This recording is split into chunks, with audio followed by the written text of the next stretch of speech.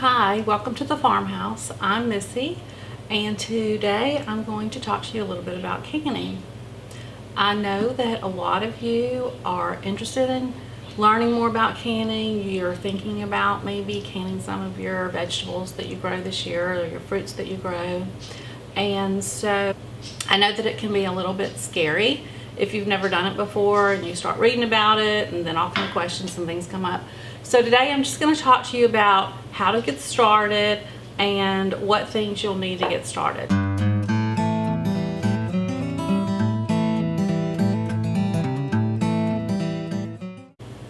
I've been canning for a very long time. When I first got married, my mother-in-law taught me how to can because she canned.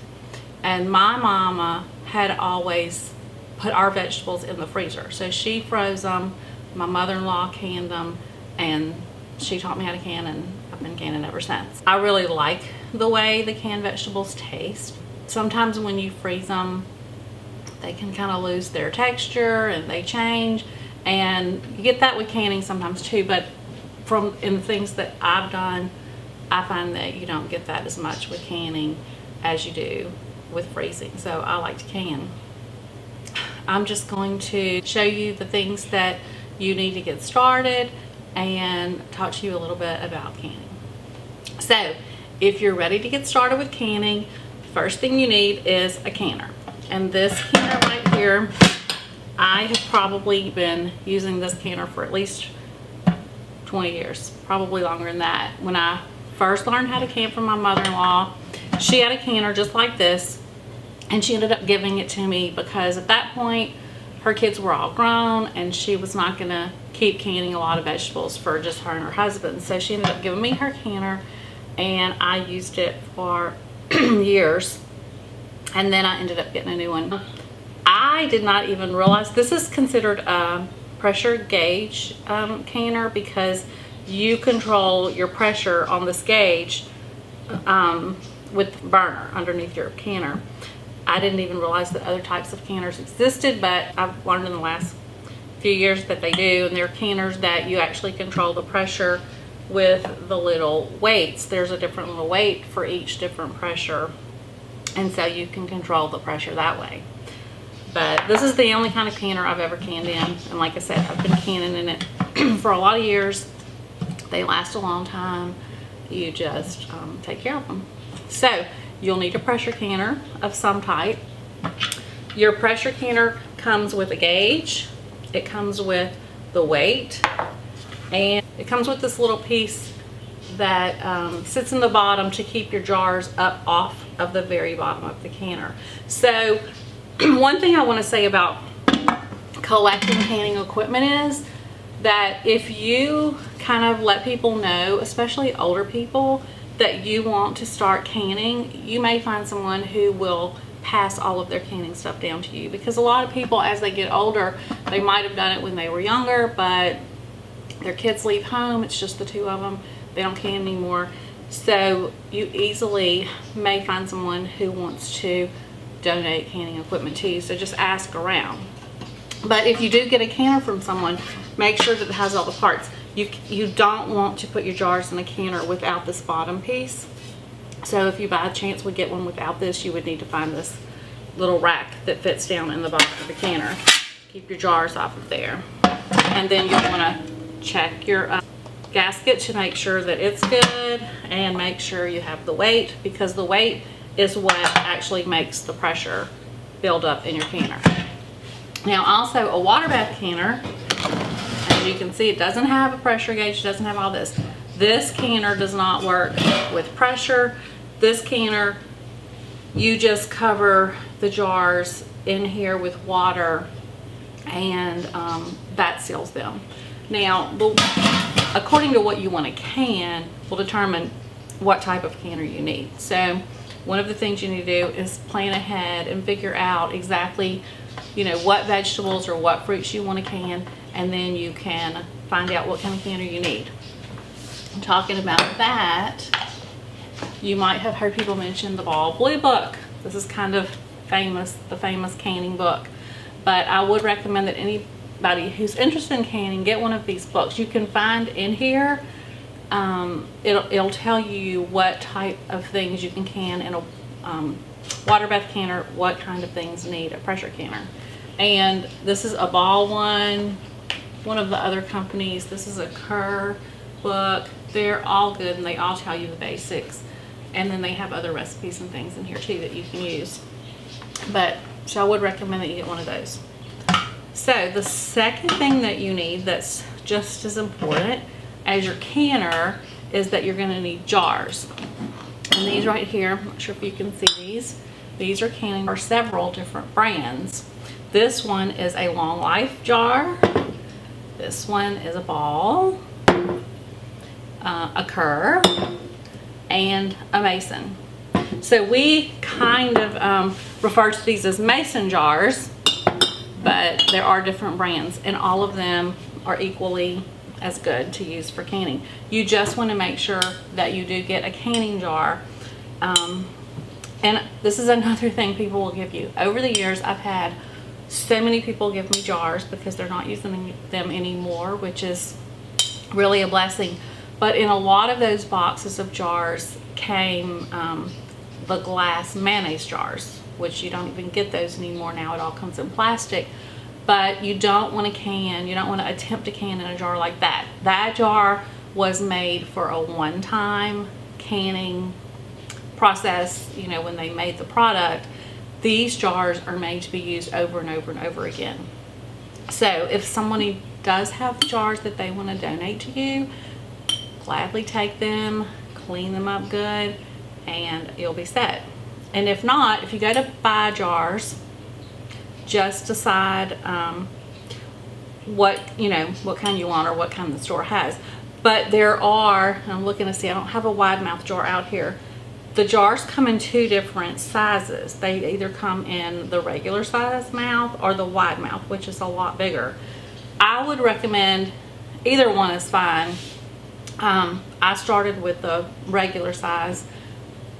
Start with the one you want to continue to use because it's easier if you only have one size. If you have two different size jars, then you have to have two different size lids. You have to have two different size rings. It just makes it a little bit more complicated on you. And if you want life to be simple, then, you know, keep the same size jars all the time and you won't have a problem. The one thing I can say is that you can't really get your hand down in this jar to clean it.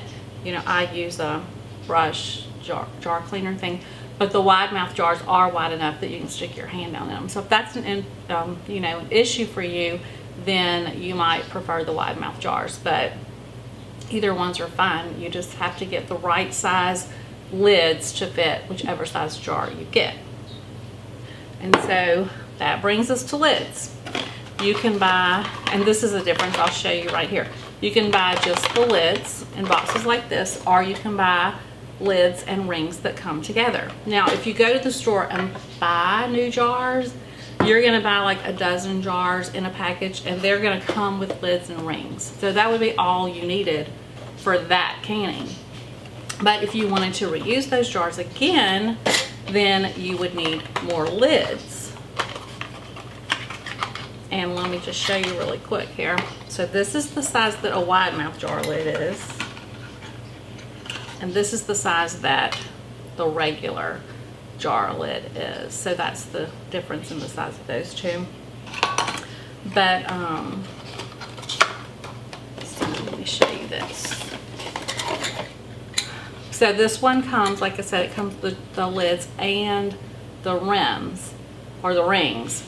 You cannot reuse the lids. The lids seal down to the jar, and when you take them off, you break that seal, and that lid can never be used again. It goes in the garbage, or you can keep them, you can wash them and put them back on your jars like this to store them, just to keep them clean. But you have to make sure that you don't ever make the mistake of trying to use an already used lid when you can, because it won't seal down on your jar and it'll ruin what you're doing. But the rings you do reuse. So you're always going to need more lids than rings, because as soon as I do a cooking of beans or whatever I'm doing, When they get cool, one of the first things I do is I take all the rings off of them, go wash them, and it leaves the jar just like this with just the lid on it, no ring. That way I can reuse the rings for my next batch. And you just do that. Eventually these rings get rusty and nasty and you throw them away and get some more, but you don't need a ring for every jar. So these are beans that I canned last year, and this is how I store them in my pantry with just the lid on them. I don't need the rings on them. The lid is sealed down. It's not going to come off. So the ring doesn't serve a purpose at this point in time. That's why you just take them off your jars and you go ahead and reuse them, and so you don't have to have so many of the rings. Now, some of the other things that you may want to have, and they're not really things that I consider absolutely necessary, but a canning funnel is really useful. You put this over your jar, and then it really helps you if you're putting beans or peas or something in there. It helps you, you know, get them in the jar a little bit easier. I haven't always had one of these, and so you can definitely can without it, but they are very useful. And also this is a thing to pick your jars up out of your canner when you get finished canning, and you're just able to reach in there right like this and pick that jar up and take it out of the canner.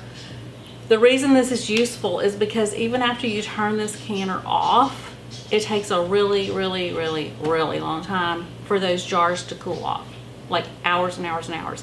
When I finish canning, I let my canner sit for a really long time. Then I take the jars out, sit them on the counter, and hours later they're still hot. So this is real helpful to get them out. If you don't have one of these though, you can reach down in there, an oven mitt or something like that, to take them out. But this is nice. The reason you need the little wand, that's what it's called. It's called a little wand. It's got a magnet on the end of it. You also need a little small pot because you heat your lids up before you put them on your jars. There's a little rubber like ring part in here that you need to warm up. So you have all of your lids in this pot of hot water and you have to get them out of there. Well, that's when your little magnetic wand comes in really handy. Pick them up and then you can set them right on top of your jars like that. So like I said, it was years that I didn't have these tools right here, but I would definitely recommend starting with them if you can, and they're not expensive, so these come in really handy. Other thing is you need a plastic spatula of some type that'll fit down in your jar. A lot of times when you put your vegetables in here, you get air pockets and air bubbles, and you use this to go along your jar edges and kind of get those air bubbles out. And you need it to be plastic. You don't want to use metal because you can damage the inside of your jar, and you don't want your jars to be compromised because if they are, you know, something could happen inside of your canner. You don't want to have a jar explode inside of your canner and ruin all the food that you have in there. So I think that pretty much covers everything that you need. Oh, I did want to show you this. Where you find your canning equipment, you will find boxes that look kind of like this, and there are these white plastic lids. These plastic lids are made to put on your jar and store things in, but they're not made for canning. So this is not what you need to buy for canning. The only thing that really works for canning are the two-piece. This is what is called a two-piece lid, and that is because it has the ring and the lid. This makes it a two-piece lid. This is what you need for the modern day canning that we do today. I think that's about it. The only other thing I would say that you probably need for any canning recipe you do, well, as far as vegetables go, would be salt. I think every recipe I've ever used calls for salt, so you would need salt, and that is part of the preserving process, so you don't want to leave that out. And then you will need other spices and things like that according to what recipe you're actually using, and those would be things that you probably would normally have in your pantry anyway. And then the other things that you would need are things that you would normally have in your kitchen, like measuring spoons, measuring cups, bowls, things like that. I hope that you've learned something from this video. I hope that I've encouraged you to maybe give canning a try. I feel like my family really benefits from canning because I know, you know, the food, where it came from, and I know the processes that it was used. I know there weren't preservatives added to it other than maybe a little bit of salt, and the food just tastes really good. If you ever really get used to eating food that you put up yourself at home, it's so different than the food that you buy, you know, in the cans and things like that in the store. So it's definitely worth trying. It is a little bit time consuming, and there may be a little bit of an investment to get started, but like I said, like this canner is old. I've used it for a long time, and the jars are reusable, the rings are reusable. The only thing that's not are the lids, and thankfully these lids are very inexpensive. I'm really excited to have this channel and be able to share things with you like canning. I also like to share DIY projects, painting, sewing, all the things that we can do to make our house the home that we want it to be. Really feel like they benefit my family, and so I hope that they will benefit your family too. So if you did learn something from this video, I would appreciate it if you would hit the subscribe button and subscribe to my channel, and also hit the little bell so that it will let you know when I put a new video up. So anyway, thank you for joining me here in my kitchen today, and I hope to see you back again.